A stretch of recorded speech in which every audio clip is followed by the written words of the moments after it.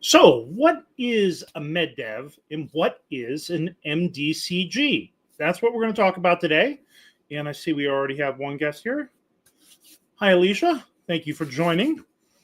So, for those of you that aren't living and breathing CE marking of medical devices, they're acronyms that are related to medical devices for CE marking, not for FDA stuff.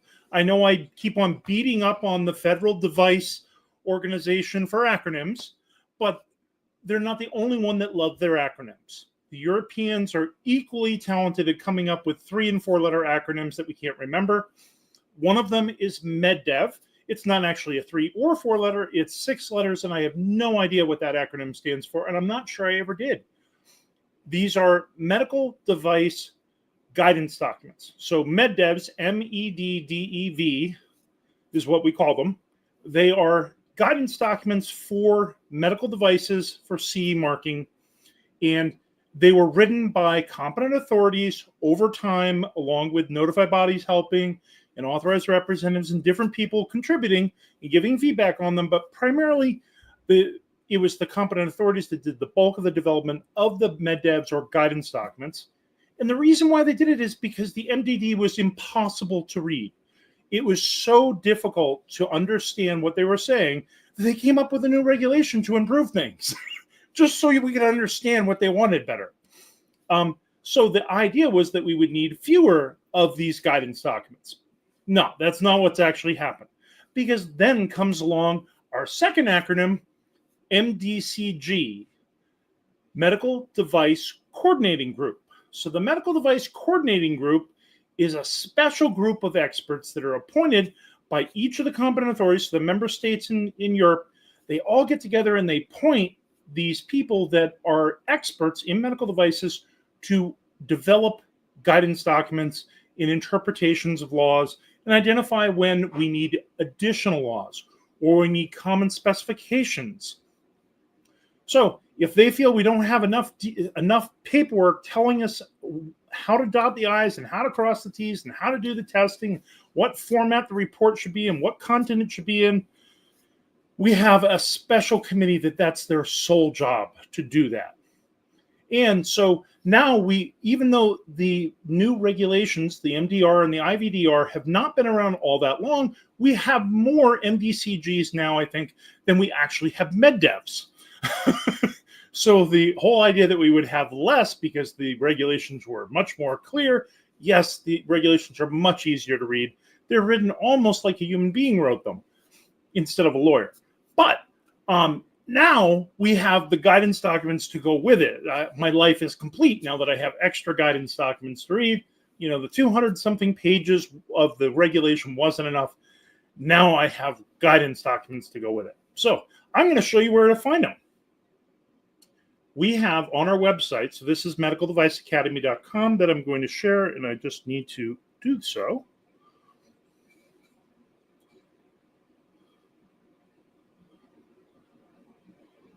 There we go. So you should be able to see my screen now. So this page is medicaldeviceacademy.com. It's our homepage.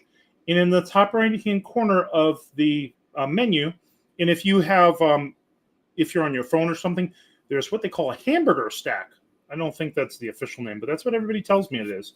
You click on the little 3 vertical or 3 horizontal lines, and it opens up a menu for you. And you'll find regulatory requirements in that menu. But if you click on there, it comes up with a bunch of sources of regulations for different countries. So we have the EU regulations first, and in there are the MDCGs and the MEDDEVs. So if you click on the MEDDEVs, they're still there. So you can, and they're actually in a big PDF document now, and they have hyperlinks. So I'm showing those on the screen here, and it's probably way too small to see, so we'll grow it up a little bit. So these are the different MEDDEVs. And a very important one that we've used all along was 212. So there's a vigilance system. They have a couple for that. They have one for 2.7.4 for clinical evaluations. That was another one that's really important. And if you just click on those, it'll ask you if you want to open up the link. Of course I do. And now you can download those. So those are available in translations, and they tell you what the last update is. So this one was updated 11/15/2024, but the actual guidance document itself hasn't been changed since they wrote it. So it's been around a really long time. And thank you for joining, Munir. I just see that you left a comment, so that's awesome. For those of you that aren't familiar, Munir is the person that has Easy Medical Device as a podcast, and he was kind enough to have me as a guest on his podcast. So welcome aboard.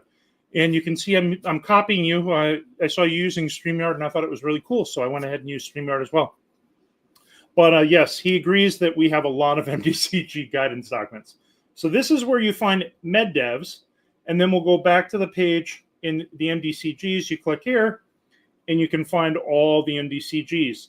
And they're organized by sections. So they have Class 1, clinical investigations, COVID-19 special stuff, custom-made devices, UDIMED, nomenclature, implant cards. There's a lot of really good stuff in here if you have something that requires implant cards. It tells you how to design the label. Importers, distributors, very valuable for the people that are distributing your product in Europe. And in vitro diagnostics, specific guidance. So it just keeps on going. Every time I go in here and look, there's more stuff to read. I'm afraid to go look because I might have more stuff that I have to do. So we have some new application forms. This is where you can find information on vigilance. So lots of stuff in here. They had an old classification guidance document for the MDD and IVDD, and the AIMD didn't have one, I don't think. I think it was just IVD and the MDD. Now they have one just for the MDR. So that's really helpful to have a guidance document on it. But that's what these are. So one of the questions that I get a lot is, like, do we have to follow these? Well, let's see. The people that didn't feel the regulations were clear enough wrote a guidance document telling you what you have to do, and they're reported by each of the competent authorities. So, yeah, you have to do what they say. It's just like the FDA. Yeah, they're non-binding guidances that they enforce, even sometimes before they're drafted. So it's what the regulators expect. And you can argue with the regulator on what they expect and say it's not in the law, but it's usually like wasting your breath. The notified bodies are going to say, they wrote the guidance for a reason, we're going to enforce the guidance. You can fight, but when it comes down to it, they're going to default back to the MDCG to see what the MDCG does in a dispute between the between the company and the notified body. And so the people that wrote the guidance are the one that have to decide whether it's enforceable or not. They're going to say yes. So you're not going to win this argument. So just follow the guidance documents. I ran across one company that didn't have any of them in their system. Not a single one was in their system. And they said, oh, those are optional, so we didn't even bother reading them. I was like, okay. It's at least an OFI, but I think it should be a nonconformity. I'm like, no, it doesn't say that anywhere. I'm like, well, you can try that, but I don't think your notified body will agree. So follow these. Become familiar with them. Divide and conquer. There are too many for one person to read, even me who loves to read. This is just more than I really want to read. So divide and conquer, or know where they are. So whenever you're writing a procedure, say, oh, is there an MDCG guidance related to this? That's the right way to use these. Same thing with the MEDDEVs.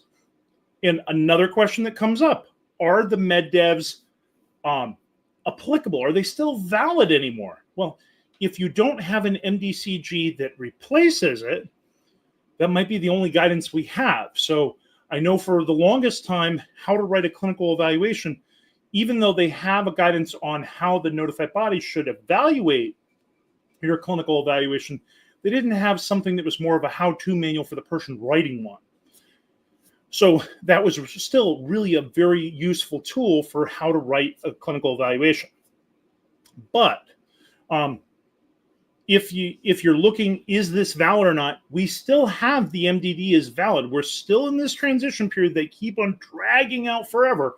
So until everybody's out of the MDD, technically it's still applicable. So you should be familiar with them. And for all of you that are still selling in the UK, which probably a lot of you are, and some of you have even gone to get UKCA marking, a lot of those MEDDEVs were written by MHRA. They took a real leadership role. They may not have written the whole thing, but they took a leadership role in writing those.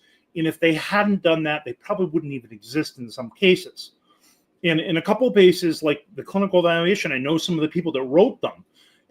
So those people are really, they are the same people that are still working at MHRA or still involved in the process. And so they're going to still expect you to do some of those things. So they're not useless. They are very helpful, but they might be in the process of being replaced by these MDCGs. And they haven't made an announcement saying all the MEDDEVs are no longer valid yet. Doesn't mean it won't happen, but it hasn't happened yet. So something to keep in mind.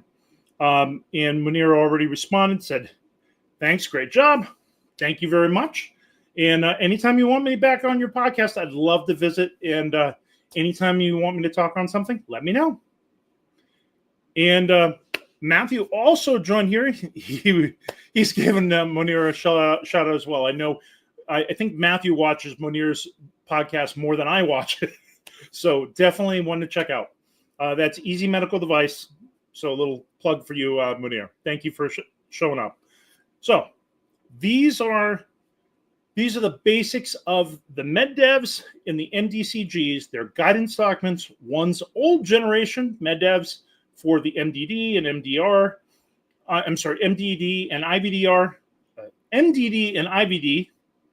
And then we have the new version that's the MDCGs for the MDR and IVDR. And they're both serve the exact same purpose. They're just different generations referring to different regulations, and eventually all of it will be replaced by the MDCGs and common specifications as well. So if you found this helpful, please share it with other people, especially those people that think they're not important and we can just forget them and not even read them.